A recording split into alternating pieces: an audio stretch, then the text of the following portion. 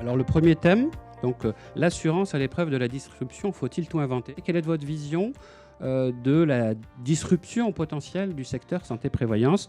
Et je vais commencer par Sia Maroussi. Aujourd'hui, on parle plus d'évolution, voire à la limite révolution dans certains process, dans certaines façons de faire, mais c'est clair que c'est un sujet qui est pour nous important et stratégique. L'autre axe sur lequel on s'attend et on cherche de la disruption, ça va être sur les services. La mutuelle est l'acteur qui est le mieux positionné pour faire de la prévention.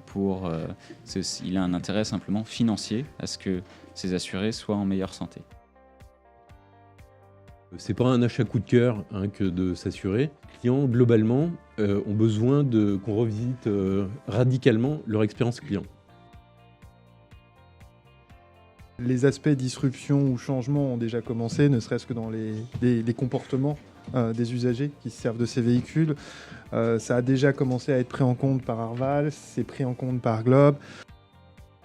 Le digital, évidemment, change les codes, les usages et les besoins des consommateurs évoluent.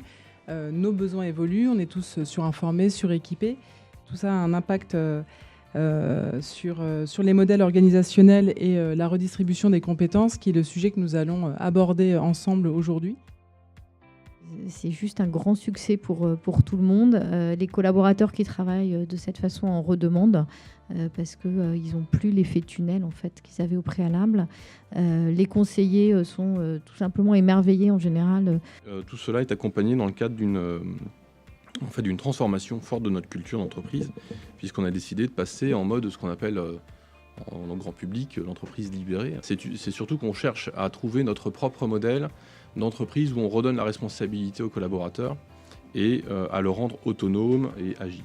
On a besoin de se former sur l'assurance et d'être près des clients parce qu'on est 100% sur Internet, donc on parle très peu avec eux. Donc on a mené 2-3 actions, c'est assez simple, tout le monde est obligé de chatter avec les clients, donc chacun fait des shifts chaque semaine. Et c'est lors de leur parcours de souscription, c'est sur la page de prix, c'est sur la page de remerciement une fois que l'utilisateur a fait une mise en relation. Et je peux vous dire, on fait plein de méthodes agiles, etc. et c'est super. Je peux vous dire que vous faites chatter votre directeur IT qui a bloqué des développements depuis très longtemps parce qu'il ne voit pas l'intérêt. Ça passe en haut de la pile direct, il n'y a pas de souci. L'expérience client, elle commence déjà par l'expérience collaborateur. Il ne faut pas attendre une belle expérience client si votre collaborateur n'a pas une belle expérience avec ses outils, avec ses solutions qu'on lui met entre les mains. Simplement un grand merci à tous les intervenants, merci à Gwendoline Jamel.